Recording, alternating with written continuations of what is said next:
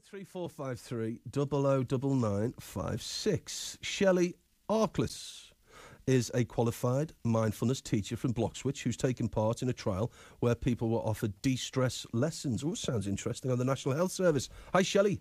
Hi, how are you? I'm fine. I'm relatively relaxed at the moment. I'm a fairly stress-free guy. I'm not. Oh, are you? I always get a little nervous when I when I come on the radio. So I just kind of settle myself, and I recognize the signs of being a little bit nervous. Yeah. Well, let me ask you about your beautiful accent. It's North America. I'm going with America rather than Canada. Yes. And I'm going East Coast. Very good. I'm going Northeast Coast. Very good. I don't know whether to say Philly or Boston or New York. Where are you from? I'm from Connecticut. Connecticut, which is further north from New York, is it? Or is it south? I lived about 2 hours from New York City, so I wasn't, I was pretty close to New York City, but certainly well away. Do you know, Shelley, it's funny you should say well away, because when I was 21, I worked in Binghamton, which is 2 hours drive. That's in New York State. And I'd flown halfway across the world to experience Manhattan.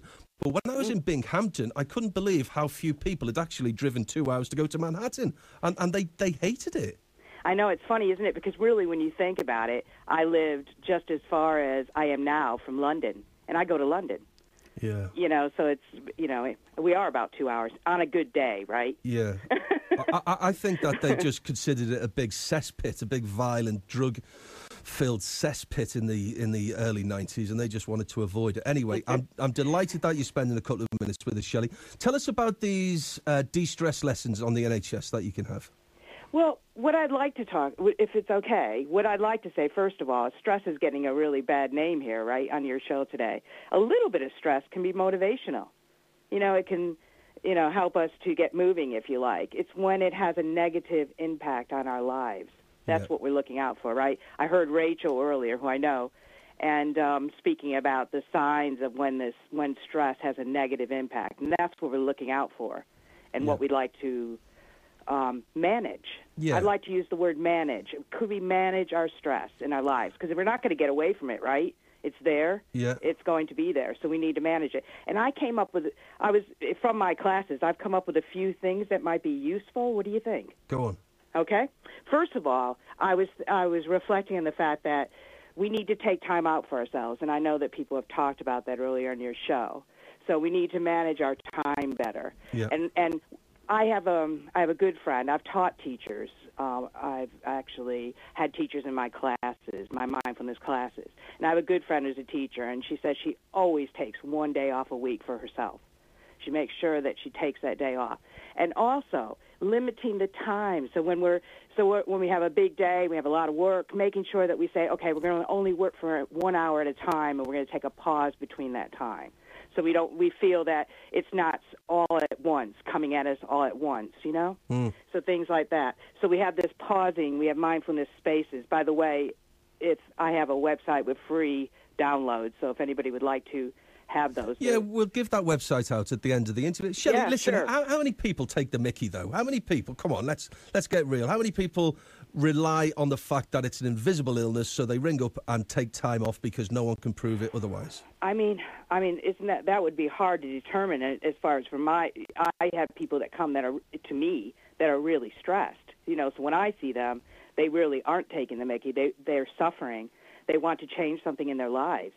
They want to de-stress. They want to learn how to manage it. So I'm seeing people that really are stressed. Okay. So it'd be hard for me to determine. They're not. Sure. They wouldn't come to me if they didn't have stress, because obviously, why would you bother? Sure. What's your website then, Shelley? It's www.themindfulroad.co.uk. I'm looking at a photograph of a feisty redhead. That's me. Is that you? Is it, Shelley? I wouldn't want to mess with you. I'll put it this way: if I couldn't get the appointment, I would certainly call you to cancel. I wouldn't not turn up with you. I want to say, okay, I'll give you something feisty. How about this? It's okay to say no. At work?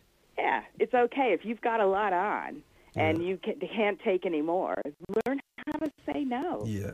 Exactly right. And there are some people who just get so consumed with their work and they get so upset and distressed that they need to start saying no, and they need to stop, because a boss will actually manipulate the situation because they will know that you won't say no, and they'll overload you with work because you don't say no. In fact, they're the ones who'll take the mickey out of the staff. You got it. That's how I see it anyway, you know. It's kind of like if you were to ask me to mow your lawn today, or and I said to you, I'd really like to do that, but I'm sorry, I just don't have the time. You could say no in a very nice way, you know? Yeah. Learn how to say no. Do you know, it's remarkable you should mention the lawn, but I have to mow it over the weekend. I'm really sorry. If you're available, Shelley, you can let me down gently if you want. I'm really sorry. I just don't have the time this weekend. Maybe another time. That's brilliant. Oh, that's fabulous. themindfulroad.co.uk. Yes. Check it out. Shelley, thank you. You're welcome. Thank you very much indeed.